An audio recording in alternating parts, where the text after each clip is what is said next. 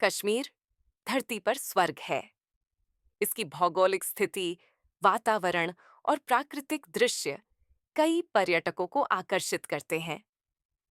बर्फीले पहाड़ों, फूलों की घाटी, खूबसूरत झीलों की खूबसूरती देखने के लिए भारत और विदेश से हर साल 50,000 से ज्यादा पर्यटक यहाँ आते हैं। लेकिन पाकिस्तान, भारत का पड़ोसी देश, हमेशा कश्मीर को हत्याने फिराक में षड्यंत्र करता।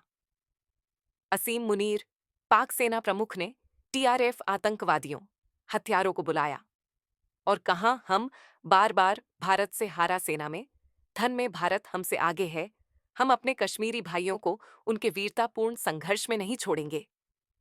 हमारे धर्म अलग हैं, हमारे रीति रिवाज अलग हैं, हमारी परंपराएं अलग हैं, हमारे विचार अलग हैं, हमारी महत्वाकांक्षाएं अलग हैं। यहीं पर टू नेशन थ्योरी की नींव रखी गई थी। हम दो राष्ट्र हैं, हम एक राष्ट्र नहीं हैं। और निर्दोष लोगों को मारने के लिए भारत के खिलाफ योजना बनाने के लिए एक बैठक की। उन्होंने न केवल ढेर सारा पैसा देने का वादा किया, बल्कि उन्हें धर्म इस्लाम के आधार पर भड़काया भी।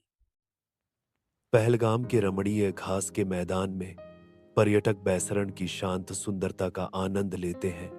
उनकी खुशी शाम की हवा में तैरती रहती है। शांत दृश्य उस वक्त हतभंग हो जाता है जब बंदूक की तीखी आवाज हवा को चीर देती है और तत्फकाल खुशी को पूरी तरह से आतंक में बदल देती है। जैसे ही दहशत फैलती है, अराजकता छा जाती है, पर्यटक बेताब होकर भागने लगते हैं। लेकिन पाकिस्तान, भारत का पड़ो हमलावरों की संख्या लगभग 7 थी, जिनमें से 4-5 पाकिस्तान से आए थे।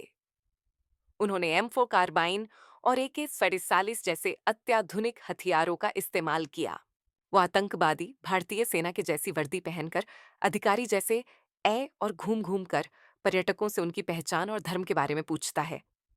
कुछ आतंकी लोगों से धार्मिक सवाल पूछते हैं, हिंसा को भड़काते हैं। आतंकी, कलमा पढ़ो वरना। एक बुजुर्ग मुसलमान आगे आता है और पर्यटकों को बचाता है। बुजुर्ग, इस्लाम ऐसे नहीं सिखाता, ये जिहाद नहीं, हालत है।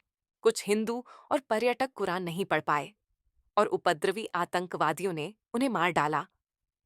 आतंकवादी अमानवीय होते हैं, वे बच्चों, बूढ़ों और महिलाओं में भेदभाव नहीं करते। इस आतंकी हमले में मारे गए 26 मृतकों में ज्यादातर पर्यटक थे। इनमें उत्तर प्रदेश के कानपुर के कारोबारी शुभम द्विवेदी, पश्चिम बंगाल के कोलकाता के बिटन अधिकारी, कोलकाता के ही समीर गुहा और पुरुलिया जिले के मनीष रंजन। मनीष मूलत बिहार के रहने वाले थे।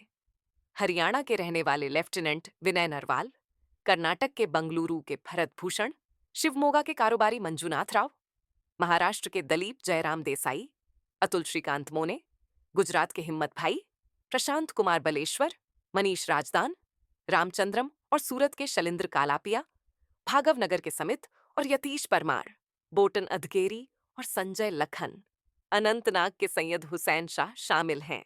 उनकी लापरवाह छुट्टियों के सपने एक दुःस्वप्न में बदल जाते हैं। चीखें हवा में गूंजती हैं क्योंकि घास का मैदान, जो कभी शांति का आश्रय था, आतंक का मंच बन जाता है।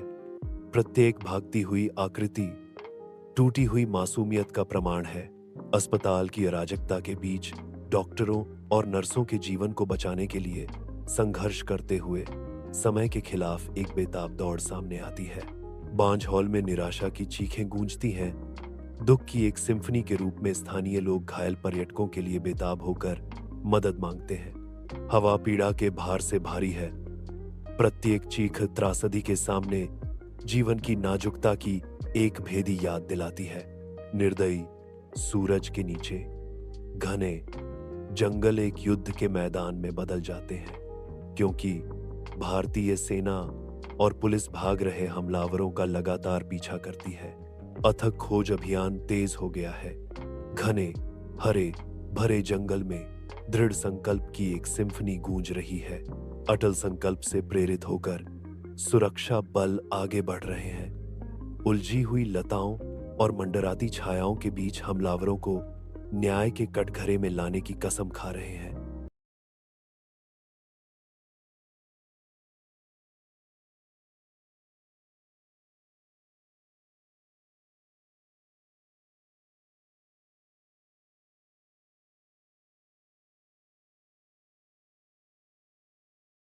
वैश्विक प्रतिक्रिया।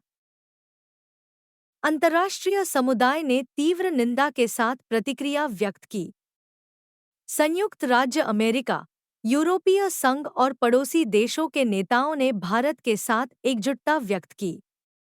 वैश्विक मीडिया ने इस हमले को दक्षिण एशिया में धार्मिक रूप से प्रेरित हिंसा और सीमा पार आतंकवाद के एक बड़े पैटर्न के हिस्से के रूप में उजागर किया। भारत की सरकार की प्रतिक्रिया। प्रधानमंत्री नरेंद्र मोदी ने अपनी विदेश यात्रा को बीच में ही रोक दिया और प्रतिक्रिया की निगरानी के लिए नई दिल्ली लौट आए। उन्होंने हमले को कायरतापूर्ण और क्रूरतापूर्ण कृत्य कहा और जिम्मेदार लोगों के खिलाफ त्वरित कार्रवाई का वादा किया। गृह मंत्री अमित शाह ने श्रीनगर में उच्च स्तरीय बैठकों की अध्यक्षता की, जिसमें खुफिया और सैन्य एजेंसियों को आतंकवाद विरोधी अभियान तेज करने का निर्देश दिया गया। भारत ने संयुक्त राष्ट्र जैसे विभिन्न वैश्विक मंचों पर पाकिस्तान द्वारा आतंकी संगठनों को निरंतर समर्थन देने के सबूत पेश करते हुए कूटनीतिक हमले भी किए। सांप्रदायिक तनाव और परिणाम। इस हमले ने सांप्रदायिक हिंसा की आशंकाओं को फिर से जन्म दिया। धर्म के आधार पर पर्यटकों को निशाना बनाए जाने से बढ़ती असहिष्णुता और आस्था के हथियारीकरण के बारे में बहस छिड़ गई। स्थानीय नेताओं और नागरिक समाज द्वारा आगे की अशांति को रोकने और इस बात पर जोर देने के प्रयास किए गए कि आतंकवाद मानवता के खिलाफ अपराध है, किसी खास समुदाय के खिलाफ नहीं। भारत-पाक संबंधों पर प्रभाव। भारत पाकिस्तान के बीच पहले से ही तनावपूर्ण संबंध और भी खराब हो गए।